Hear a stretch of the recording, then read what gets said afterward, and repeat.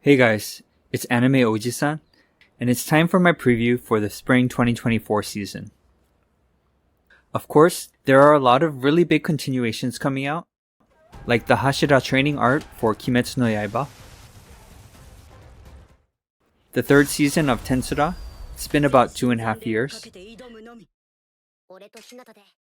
The third season of Konosuba. It's been over 6.5 years. And the 7th season of Boku no Hero Academia. But again, these are shows that most people know about, so I'm only going to focus on these shows. My first pick is Kaiju No. 8. This is one I've been reading weekly since almost the beginning. It's a battle manga featuring kaiju, so if you're into long battles involving monsters terrorizing Japan, check it out.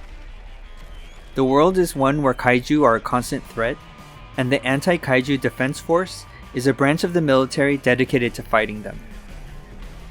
Hibino Kafka starts off as a member of the kaiju cleanup crew, who just doesn't seem to have the aptitude to become a member of the defense force, which depresses him because he made a promise with his childhood friend to become a member of the defense force and fight the kaiju together. And that friend is Ashiro Mina, the captain of the 3rd Division.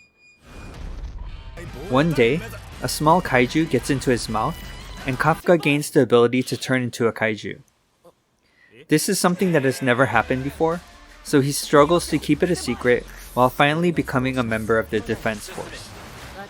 Based on the trailer, things are looking pretty good. Because it's a battle manga, the action scenes are what's really going to carry the adaptation, and everything looks solid. The framing, animation, colors, everything looks good. The second is Dead Demon's Dededede Destruction. It's really different in a good kind of way, though it might not be for everyone. If you're a fan of Oyasumi Punpun, it was written and illustrated by the same guy, Asano Inio. One day, on the last day of August, a large flying saucer appears over Tokyo. The aliens do not engage in an all-out attack, just sporadic appearances that the government and military deal with. There are civilian casualties, but it seems it's mostly the government or military shooting down alien craft over civilian airspace or using nuclear weapons. The story starts 3 years later, focusing on 2 high school girls, Koyama Kadode and Nakagawa Oran, as they navigate life under these circumstances and how it has affected life, family, friendships, and society. There is, however, progression in the story as the girls experience loss and discover new friends, learn about the nature of the aliens and what they're doing over Tokyo, and their role in all of this.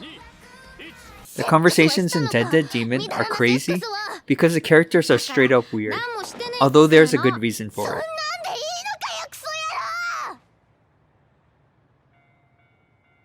Kadode starts off as a high schooler who wants to sleep with her homeroom teacher. Oran is a space case who's addicted to gaming, and their friendship transcends time and space. Another thing that makes Dead Demon stand out is the unique character design. Unlike other anime, where all the characters more or less look the same, and the only defining features are haircuts, hair color, or glasses, all of the characters have unique faces, and some of them are downright weird, which I really like. Just check out these faces. Third is the Fable. For some reason, the trailers for the anime adaptation are unusually short, but the manga was my style, and Tezuka Productions was behind My Home Hero, one of my favorites from last year, as well as Under Ninja, which I also really liked. Fable is a legendary hitman whose name strikes fear in the hearts of all, including the Yakuza, politicians, and public figures. However, after a series of enforcements, it is decided that his hit count has gotten too high, and he is ordered by his boss to lie low and live life as an ordinary citizen for 1 year in a Yakuza hideout in Osaka, banned from killing or attacking anyone for the entire year. He is accompanied by his driver, and they assume identities as siblings. Once they get to Osaka, Akira learns to get used to leading a normal life, but he inevitably finds himself getting mixed up in internal conflict with the host Yakuza group, among other things. The character Akira reminds me of Saitama from One Punch Man. He's a badass, a genius at killing, a true pro, but he doesn't think much of it. It's just natural to him. On the flip side, he doesn't know much else. He is pure in his enjoyment of things. He draws like a preschooler, he can't handle hot food, and he is a hardcore fan of this third-rate comedian. He annoys Yoko to no end because he lacks tact and social skills, but he's also dependable, the kind of guy you want on your side.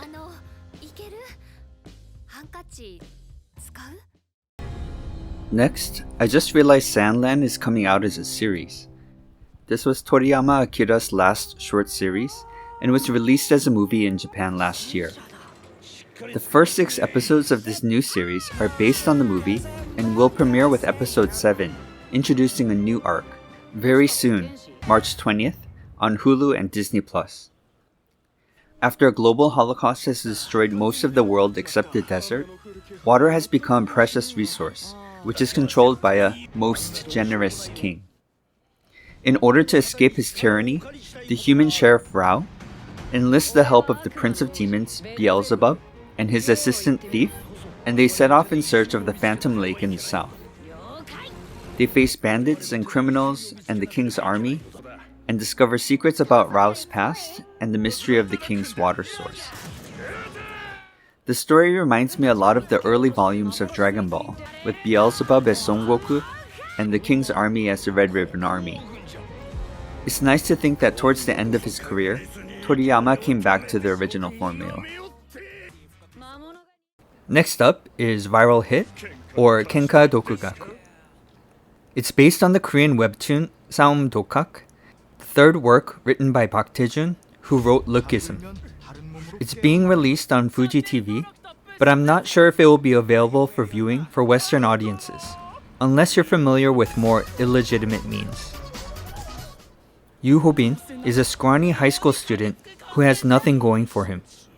He is bullied at school, his mother is sick in the hospital, and he has to work part-time after school to pay the bills at home and for his mother's treatment. An incident at Ho-bin's home involving the class bully's lackey, Kimchi, and a still-running webcam ends up with Ho-bin starting a popular YouTube channel on fighting. He finds a mysterious YouTube channel with no views that provides lessons for amateurs on how to fight, and the story begins. The story reminds me of an old manga I used to enjoy, Ningen Kyoki Katsuo, which means Human Weapon Katsuo. The scrawny loser MC with problems with insecurity and a tendency to get full of himself when things go his way somehow manages to defeat the school bully. However, the newfound notoriety leads to an unending line of challengers, and he has to learn new fighting techniques in unconventional ways to defeat them. Finally, one that I kind of discounted at first, but after seeing the trailer, I got interested in how it'll turn out, is Astro Note. It's a typical guy moves into a boarding house and falls in love with the beautiful caretaker story, and the twist is that the caretaker is an alien. But the animation looks pretty good, and it doesn't look like a run-of-the-mill story. Okay, that's it for today. Of course, I'm going to watch everything, so if there's something I'm missing, I'll share it in my week 3 reviews.